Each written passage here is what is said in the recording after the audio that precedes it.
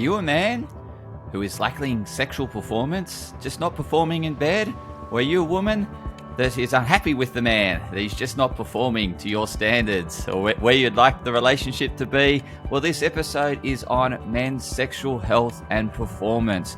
So it's for men and women out there because the women benefit and the men benefit from this episode. So this is another insightful episode of Me and My Health Up. I'm your host, Anthony Harcher. I'm a clinical nutritionist and lifestyle medicine specialist. The purpose of this podcast is to enhance and enlighten your well-being.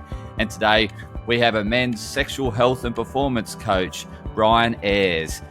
Brian, or also known as Uncle B, Ayers, is a men's sexual health and performance coach for over 22 years of experience. Welcome back on the Me and My Health Up podcast. Brian Ayers, how are you doing today? I am wonderful, sir. How are you doing? Fantastic. So great to have you on the Me and My Health Up podcast. Really looking forward to you enhancing and enlightening the well-being of the listeners in terms of men's sexual health and performance. That's what I'm here for. Absolutely. And the listeners would be absolutely intrigued as to how you've arrived at what you're doing today. Basically, it started years ago, about good 25 years ago. My ex and I, at that time, she is from Liberia in Africa, and I went over to her family's place for a Christmas gathering, and there was a root in a bottle. And of course, we said, "What is that?" And they said, "It's an aphrodisiac." So, okay, we'll pour. And so we had the aphrodisiac, went home, and the next morning we're giving each other high fives in bed. So it's like, hey, this really works. And so she's into herbology, into business, entrepreneurism. And so it's like, okay, we got something here. We can go ahead and start selling this. And so we hopped on the internet, started making some sales. Our first sale was actually in Poland, and it's the early days of the internet. And, from there, it was like, okay, we have a lot of good responses. People are really enjoying the product. But what's going on with the people who aren't? So, we have, for the vast majority of guys, it was working no problem. For other guys, it was like, just wasn't taking hold. And so it was a question, why is this happening? And so I interviewed them, just, doing surveys, talking to folks, trying to figure out what was going on. And lo and behold, we're selling a supplement. And that means it's supposed to supplement the other things you're doing. And most of us don't know what the other things you are supposed to be doing. And so with that, I started just talking with guys one-on-one, just giving them advice as, I was going along and I was learning and doing the research. And then about a good 3-4 years now, I hopped onto YouTube and started doing, giving out information for free on the internet. We got up to 160,000 subscribers and, over 10 million views. People want the information, just giving it to them, because a lot of times, for me, when I first started out, it was like, okay, my family's into the church. This isn't something that I was like running around like, hey, you know what I do? I tell guys how to get their Johnson together. It's not something I had planned on doing with my life, talking to guys and them opening up. You start hearing about how relationships are affected by it. I have guys who wouldn't get married because, they weren't functioning correctly. I have guys who were getting divorced because of that. Guys who the family was breaking up because they couldn't perform. And sometimes they were the ones who were leaving which was sort of shocking to me. But if you have a reminder around that you can't perform and things like that, or you're afraid she's got to step out on you, once it took that turn where it got into the more personal side, the relationship side, this is a human and not just, we're just talking about a penis. It's what goes along with it. That's when it got a lot more serious for me. And I really empathize with guys who have issues and want to make sure they don't have those issues. So that's how I got into coaching.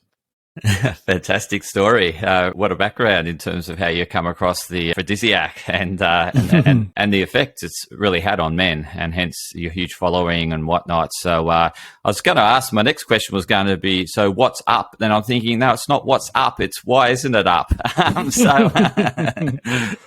There's actually a lot of reasons, and it's really simple at the same time. The reason why it's a lot of reasons because, that's what we're here for. Men give life. Women give birth, men give life. In order to give life, you have to give energy. That's the whole process for making a baby. And so you need to be absorbing, it's all about energy inside of your body. We live in a man-made environment, which prevents us from getting the level of energy that we need in almost all manners nowadays. So we're talking about in terms of energy. in terms of not only from what you're eating. We live in a world now where it's one aisle in the grocery store that has energy. That's the produce aisle. Everything else in there is dead, can sit there for years. And then when you're talking about sleep, electricity is relatively new in the human experience. I mean, very new, actually, in the human experience. So going to sleep used to be like, well, it's dark outside. There's literally nothing else to do. You can't see, and it can be dangerous. So go to sleep. Now, Netflixing and chilling and going out, hanging out later, reading books, whatever you're doing. And so our sleep cycle is disrupted. And so you got the energy, you got the sleep. As far as exercise, we're nowhere near as mobile. We're more mobile, but we do less walking. So for a lot of people, their walk for the day is from the house to the car, drive to work, get out of the car, walk across the parking lot, and sit down for 8 hours and too tired to do anything after that. So we're talking about, most people are told, hey, get 3 hours of exercise. It's like, well, 3 hours a week, 1 hour a week, 3 times a week. And that's less than 2% of your time. So our activity is extremely low. We eat all the time. That's a problem. We're supposed to give our bodies a rest. We're designed to fast. That's where we go to sleep, to make sure we fast. And also the last thing is just our level of stress is just out of this world. Before, you're just worried about something that's, if you're in danger, actual, true physical danger. There's a lion, there's a bear, there's something going on. Nowadays, that lion could be your Netflix bill. It could be your internet bill. It could be the traffic. It could be a huge number of things. In fact, we have these devices called phones that have us yelling at people that aren't even in the room. All of those factors, they're all man-made factors. And really all I teach is just go back in time. Just go to sleep on time. Focus on getting the energy from the sun, from water, from food. Get more exercise in and specific types of exercise, and give your body a break in terms of fasting, and also take care of the stress levels. Once you start doing those things, going back in time, you're good. And where do you suggest the listeners start out? Because I totally get it in terms of what you're mentioning. A lot of those are sort of going against the flow of society, and so it becomes challenging in a sense that they get invited out, for an outing or whatever, and so they're heading out. They get their body clock out of rhythm because of the late night. Mm-hmm. They wake up tired. When they're out, they're drinking, all those sort of things. So, how do you suggest men start out on this journey to get back in time and do more traditional practices? So we actually have a program called ESEIS 25 or E25. We call it the exponential energy formula. And basically it covers those 5 points: is energy, sleep, exercise, intermittent fasting, and soul. And we do it in a way that you can measure yourself in each category with a 0 or a 5 for every day. So you're actually able to track how you're doing in these 5 areas. And what you actually want to do is what we call 1% improvement a day. You can go in and you can set your goal. For example, nowadays we eat copious amounts of meat. Most people are eating meat at every meal. I used to eat 200 animals a month or more. Wow. Now I'm down to 4. It's, and I'm not here preaching against meat, but if you have a problem with your erections, then consumption of meat is correlated to that. It's sort of like, hey, if you have lung cancer, stop smoking. That'd be a good idea. If you have erection issues and you're eating a lot of meat, that's the problem. So if that's your goal, you said, it's like, okay, so 1 meal, I won't have meat in that meal. That's my goal. So, and for sleep, instead of sleeping for 5 hours, let me go ahead and get 6, 7 hours. That's my goal. For exercise, I'm going to do this type of exercise, or just my rest day. I'm going to have that rest day. So for each one of those categories, for your energy, what you're eating, your sleep, your exercise, your intermittent fasting, how long you're taking that break, and soul, if you're just doing meditating or you're trying to get stress out of your life, you can score yourself in those 5 areas. And that way you're keeping track. The issue with most people is that they forget stuff. It's very easy to do. It'll slip your mind. It's like, the cool thing about this entire system, reason why we call it the exponential energy formula, is because if you're doing these 5 things, your actual health will improve over a period of time exponentially. The higher you're scoring. If you're scoring 5 points in each area, you get a 25, and you're doing that like several days in a row, you can actually see and feel the difference in your body. Sometimes you have to sort of remind yourself, because your body's like, hey, this is what we're supposed to do anyway. So you have to go back and look like, oh, last week I felt a little bit depressed. I wasn't, my normal self. It was like, oh, because I got a 0 in my energy score because I was drinking all last night, the night before that. So now I understand what's going on. So once you get an idea of what's going on, and you're doing that 1%. And the reason why we say 1% is because we tell people don't run away from crazy because crazy will chase you if you have to walk away from crazy. So the things we're doing with our life is sort of crazy. So we have people who will do that whole New Year's thing of like, okay, all of a sudden I'm going to slam, I'm going to change my entire life in one day. And it usually lasts about that long, one day. So we want to get it to the point where it's like, hey, this is something that becomes habitual for you and it works over the long run. Really love it. It's that essentially that incremental improvement, those, as you mentioned, the 1%ers, looking at all those facets in terms of what creates energy and helps overall holistic health. And then what I really liked about it is that self-rating, because they're comparing themselves to themselves as opposed to comparing themselves to others. So I think that's fantastic. Yeah. Oh, yeah. And it makes a big difference. I mean, the interesting thing is I came up with the program. It took me a while to even get it, to where I wanted to be. In fact, I just did a challenge, a personal challenge where I challenged myself to lose 25 pounds. Easy as 25, 25 pounds in 30 days. And I actually lost 23 pounds and I'll take that. Wow. Because, for me, it wasn't just the fact of the weight loss. That was just a goal. For me, it was the whole process of building those habits.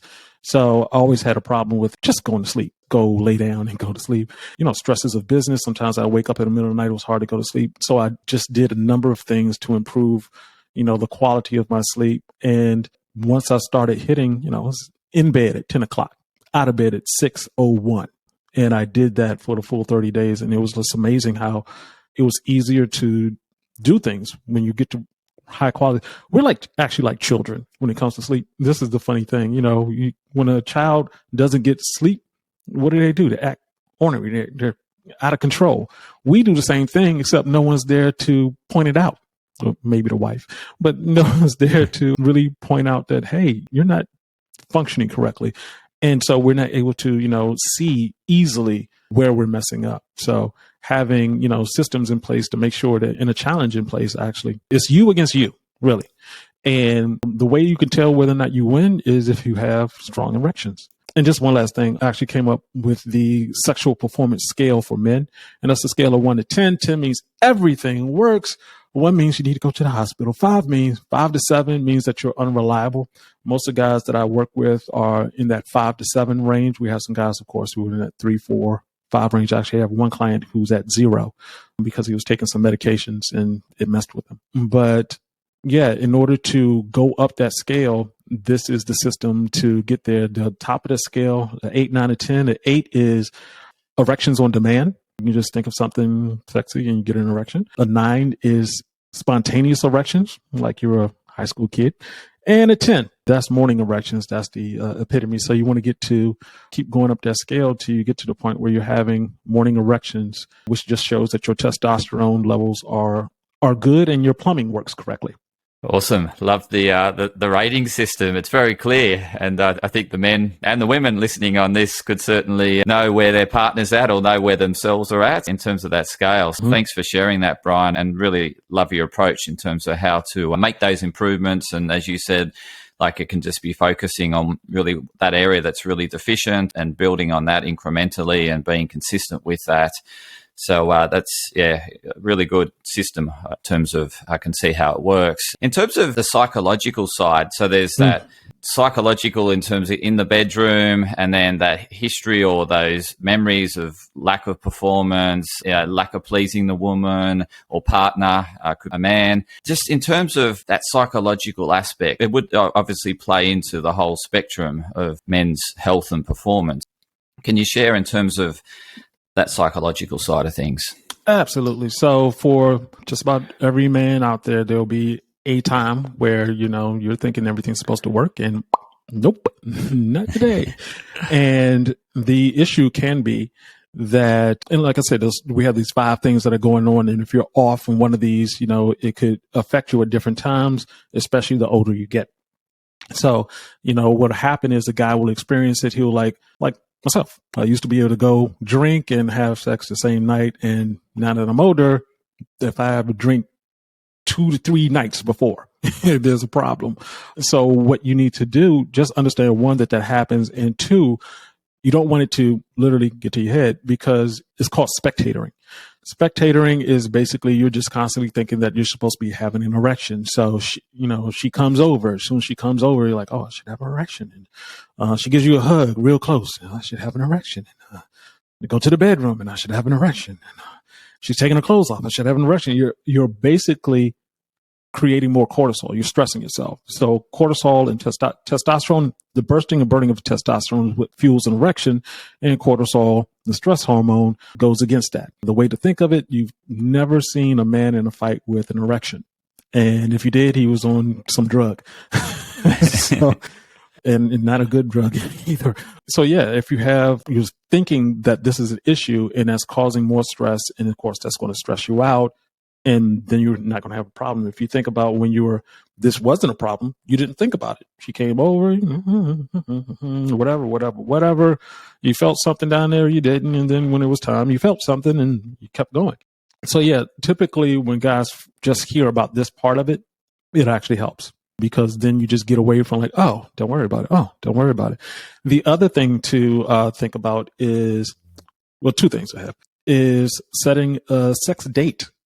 This is actually something I came across recently from another gentleman who said that's what he does with his wife every Monday and Thursday. They know that, the kids are to the side and they have their time to connect. That takes a lot of stress out of the relationship in terms of like, well, is it tonight? Is it tomorrow? Well, she doesn't feel this way. I don't feel this way. Is it her time of the month? I forget. All these different things that can come into play. It takes all of that stuff out. And of course, it's still within reason. If you feel tired, it's not that you're just out of it, then you have next time. It's not a guessing game. That's a great way of relieving yourself of stress and giving you time to prepare.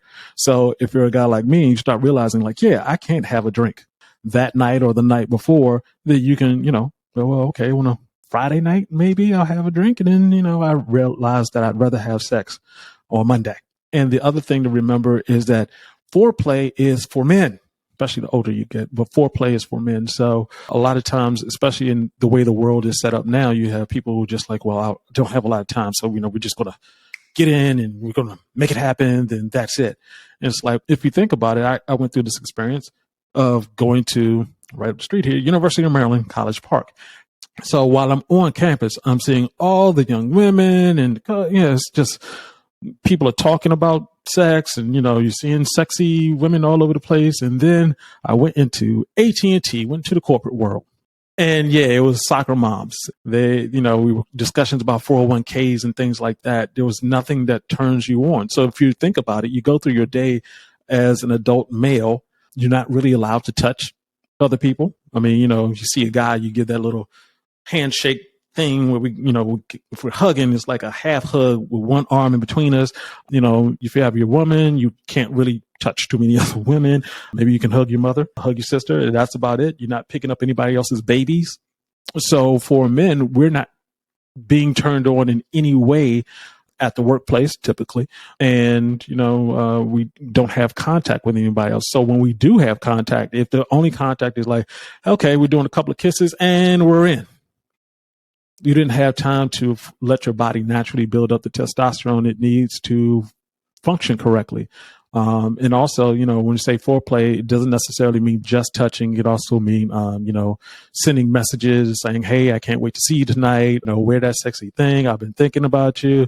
And why don't we try this? You have to do levels of stimulation, because otherwise you're just going throughout the day and just like, hey. And when we get together, then it's just going to happen. It's not a plan. It's not a plan at all. So once you have those three things down, you understand spectatoring, you understand, setting sex up. So, the timing of it's not stressful. And also you're just handling that foreplay. Things will be a lot better for you. Fantastic tips. Really love them. Really insightful. Just in terms of, you mentioned cortisol, testosterone, they don't like one another. If one's up, the other one's not, and vice versa. And cortisol's very much associated with the stress. And earlier on, you mentioned, today's stresses are like opening a Netflix bill, and we're constantly being hit with these stresses throughout the day, and that cortisol's forever rising. And then it's really around that management of that. The man wants to perform in the evening, then the cortisol needs to be at a certain level before the testosterone. Yeah. So I'm just thinking, have you got some sort of strategies in terms of managing that daily stress, those incoming, as you said, phone calls today, can be stressful with, demands and whatnot. So have you got some strategies to share in terms of how they can regularly sort of progressively manage their stress so that when they need to perform, they can?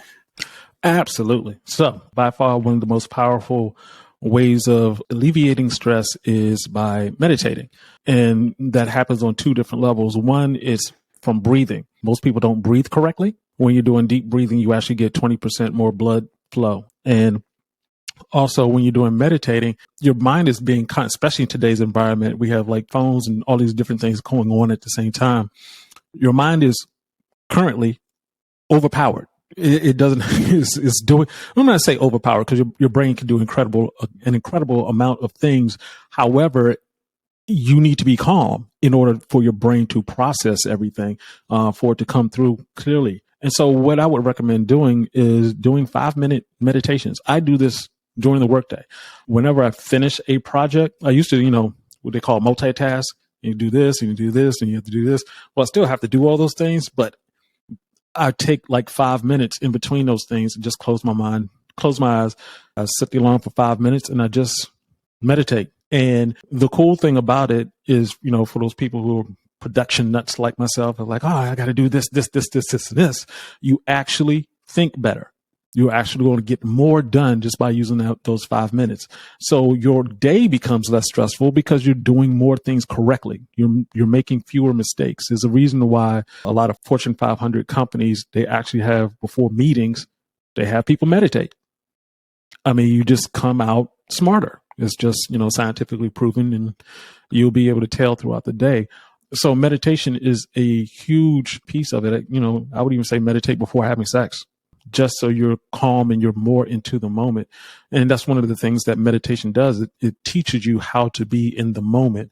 You're no longer thinking about the 5,000 things. You're only thinking about what you're breathing in and you're breathing out, and just letting your body just relax as much as possible. Have your eyes closed, and, any sounds that come, they're sounds. So you just keep staying focused on your breathing. And that piece of it is huge. The other piece that's huge is getting the proper amount of sleep. So that plays in a number of ways. One, your testosterone forms while you're asleep, your human growth hormone, your immune system is at its highest peak while you're asleep. If you get just 4 hours of sleep, your immune system is compromised and your cancer cells actually go up. Other few things that also happens, you end up with a calmer mind. Like I said before, if you don't get sleep, you're like a little child, you're cranky. And also your ghrelin levels go up, the hunger hormone goes up. So if you're trying to stay healthy, eat the right things, it doesn't help to have this hormone out of control. It's like, well, I really shouldn't be eating this donut, but whatever. It's part of that's because you got, a good 4 or 5 hours of sleep. If you had the full 8 hours of sleep, it becomes a lot easier to be able to deal with that. So, getting good sleep, you're talking about you're able to control your mind and control your body. So you're actually giving yourself less stress. Oh man, I messed up and I ate that donut. My diet is now messed up, or I forgot to give this call today. Why did I forget to do that call? You didn't get enough sleep. So those things will add up as far as stress is concerned. And just one quick thing about testosterone is that, it goes down during the day by 20%. So, just keep that in mind. If sex is in the evening, it's like, well, yeah, try to be stress free. And I also say, create a stress list, find the things that actually stress you in life and aggressively get rid of them. It may mean people. It may mean that, that one friend is like, hey, every time he calls, he's drunk. It's like, well, okay, that was cool when you were in college. Now you're an adult, et cetera. It could be something as small as like there's this pile of whatever sitting over in the corner that I just haven't had time to get. But every time you walk past it, it just sort of like irks you. It's like, list that out and start getting rid of those things. Excellent tips. Really Very helpful, actually. I think the way you've framed it. So sure the listeners got a lot of value out of that, stress management techniques and how to integrate them throughout your day, and such as pre-meeting and whatnot, and some really good insight in terms of where testosterone is going to be higher. And during the day, obviously, there's more stress and more cortisol that keeps us active and able to be productive. However, it's we're reproductive more in the evenings or mornings, right? Exactly. Yeah. Just on the fasting side of things, you mentioned that before, we're consuming too much, too often, too frequently. We were designed to fast. Is there any studies or anything you've come across in terms of sort of optimal fasting in relationship to testosterone and sexual performance? Oh, yeah. Intermittent fasting, basically, you have a 16 hours of not eating and then 8 hours of eating, and there's different, configurations of that. Some people eat one time a day. And, when I first heard of these concepts, I was like, why would you do that? But yes, there are studies that show that your testosterone levels will continue to go up. And you think of it this way: when you're fasting, as you should, your body is actually adapting to the fact that you don't have any food inside of it, and is actually going to get better. That's the problem with people who are constantly eating without thinking about it, is that your testosterone levels, of course, are going to keep going up, because it's like, hey, well, now I have to go hunt something. That's what we're designed to do. We're not designed to walk across the street to the grocery store. We're designed to go hunt, and even less hunting. It was, we think of our ancestors, they keep saying they were hunter-gatherers. They were actually gatherers who sometimes hunted when there was nothing left to gather, because it takes too much energy to run around and chase an animal with a spear or whatever. But when it comes to fasting, it's like your body's like, okay, and your fingernails will actually start growing faster. So you could dig, I guess. Not the greatest of uses for fingernails, but in terms of your testosterone levels will go up, your human growth hormone will grow up, you actually start growing hair more. Your body will start going through autophagy, which is basically you'll start eating all the dead cells that are in your body. And if you have weight issues, of course, if you're doing it properly, then your body is going to turn to the fat and start getting rid of the fat. And fat is where toxins are stored. So when people talk about, fat is energy, it's like, well, think of it like gasoline. Gasoline is energy, but you don't want to have it around you all the time. It's not a good idea. So so you want to use fasting to increase your testosterone. I think the last number of it was like 2,000% increase in testosterone over a period of time of fasting. So, and there are many ways. We're designed to increase our testosterone in many, many different ways, but fasting definitely helps with that process, because your body's like, hey, we have to go do something to get food. And actually your memory gets better. A lot of people go through fasting and come out the other side like, yeah, I actually think better. I feel more clear-headed. During my personal challenge, when I dropped that 23 pounds in 30 days, I was fasting, and things just come to you. You actually become calmer during that period, because what ends up happening is that people will, because you're constantly sticking food inside of yourself, your body is looking at all food like it's a poison. That's the reason why as soon as you eat, your testosterone production stops, because it's like everything now has to pivot and turn to like, hey, what's going on? What did you just stick in here? We have to break this down. So it doesn't matter if it's as healthy as possible or not as healthy as possible. That's the reason why we have waste. We defecate, urinate, is because our body has to process some of it, and some of it's not supposed to stay in us. So what I basically tell people, as far as intermittent fasting is concerned, it's like, well, yeah, you're just skipping breakfast. So I didn't eat today. It's now 5:40. I didn't eat until like 2:00 today. About 1:30, 2:00 today. And there's a couple of things that people, when they think about intermittent fasting or fasting period, it's like, oh man, it's so hard. It's so painful. Actually, it's not. There's a couple of techniques I'm going to let you know right now. One is you have to prepare for it. And the way you prepare for it is by eating correctly, eating energy, fruits, vegetables, beans, legumes, things like that. You want to do that because your body's going to go back to the last thing you ate, because that's the most, readily available energy source right there that hasn't already been stored or turned into your muscle or hair or left toenail. And so if it's going back to something that was bad, it'll let you know. So typically what we'll eat something bad, and we don't get a signal from our body that's like, hey, you know what? That is really not a good idea. And that's because we're sticking something else in there. And then we stick something else in there, sticking something else in there. And our body never gets a chance to like, hey, you know what? That's really not good for you. Stop doing that. And so one crazy example of this, this lady was a producer for a TV show. A guy came on there talking about fasting. And so she decided to fast. And the last thing she drank was a Diet Dr. Pepper. And I just looked like, oh, this is going to be so bad. And yes, it was so bad. She was like, oh, the pain. It was like, yeah, you're not supposed to drink that. And that's the reason why that pain is there. And also, once again, we're like children when it comes to intermittent fasting. And, I used to get up every morning at about a good 7:00. And the first thing I did was eat every day. And so going from eating at 7:00 to 1:30, 2:00, sometimes I'll just, I'll do one meal a day.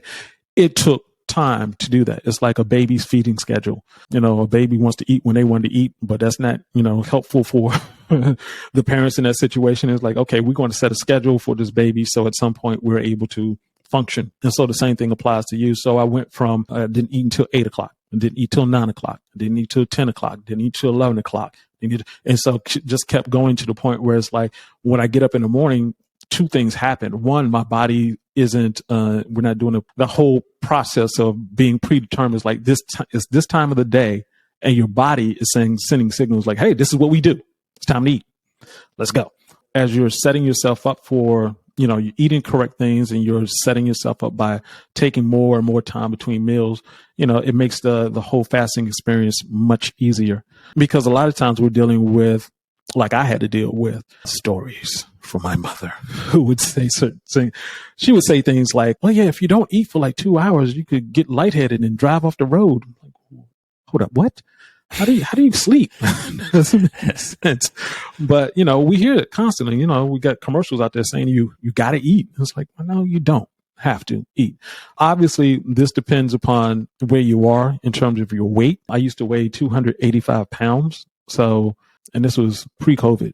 During COVID, I was like, okay, COVID likes fat guys. Go ahead and drop those. That was a good 70 pounds ago. And so you want to just understand it's a process. It's going to take some time, but it's necessary in order for you to have as healthy a life as possible.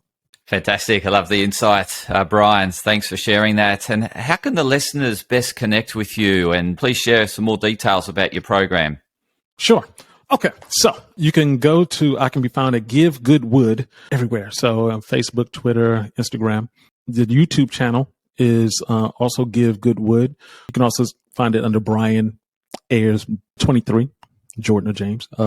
So Brian Ayers, BrianAyers 23 on YouTube. Also Give Good Wood on YouTube.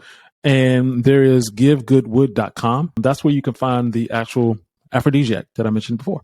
It is all natural liquid formula, gets into your system quickly, called Good Wood because it's the herbs of trees. Basically, like cinnamon is in there, and that's the bark of a tree. And what we're doing now is that, we have a program, ESEIS 25 is typically $599, and we're actually offering that for free. If you subscribe to Give Good Wood, go to givegoodwood.com and you subscribe to Good Wood, get a monthly subscription. We will give ESEIS 25 to you for free. It's a 7-course video. I guess you'd say 7 lessons video that breaks down all the aspects of ESEIS 25. And so you can get all the information that you need to make changes to your lifestyle. And, not only do you have a great supplement, but you have what the supplement is supposed to supplement. Fantastic. Really appreciate you sharing all your insight today, Brian. It's been such a pleasure to have you on the show, and really appreciate your time. Sure the listeners do.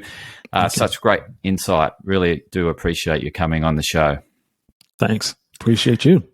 And to the listeners, thanks for tuning in to another insightful episode of Me and My Health Up. Stay tuned in for more insightful episodes. Please like and share this for anyone that you know is not giving good wood. Please get it out there, get it amongst the community. Everyone can benefit. Relationships can benefit, as Brian mentioned earlier. So please get out there and share the good word on Give Good Wood by Brian and a much more harmonious society as a result of giving good wood. So we're doing it for the world. We're doing it for the cuter world, I guess. Absolutely, Brian. Thanks so much again. Really appreciate it. Thank you.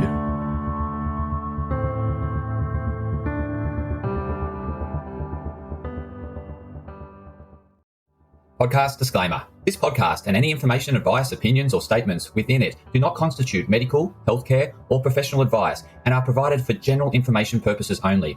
All care is taken in the preparation of the information in this podcast. Connected Wellness Proprietary Limited, operating under the brand me&my Health Up, does not make any representations or give any warranties about its accuracy, reliability, completeness, or suitability for any particular purpose. This podcast and any information, advice, opinions, or statements within it are not to be used as a substitute for professional, medical, psychological, psychiatric, or any other mental health care or healthcare in general. me&my Health Up recommends you seek the advice of a doctor or qualified health provider with any questions you may have regarding a medical condition. Inform your doctor of any changes that you made to your lifestyle and discuss these with your doctor. Do not disregard medical advice or delay visiting a medical professional because of something you hear in this podcast. This podcast has been carefully prepared on the basis of current information. Changes in circumstances after publication may affect the accuracy of this information. To the maximum extent permitted by the law, me&my Health Up disclaims any such representations or warranties to the completeness, accuracy, merchantability, or fitness for purpose of this podcast and will not be liable for any expenses, losses, damages incurred, indirect or consequential damages or costs that may be incurred as a result of the information being inaccurate or incomplete in any way and for any reason. No part of this podcast can be reproduced, redistributed, published, copied, or duplicated in a form without prior permission of me&my Health Up.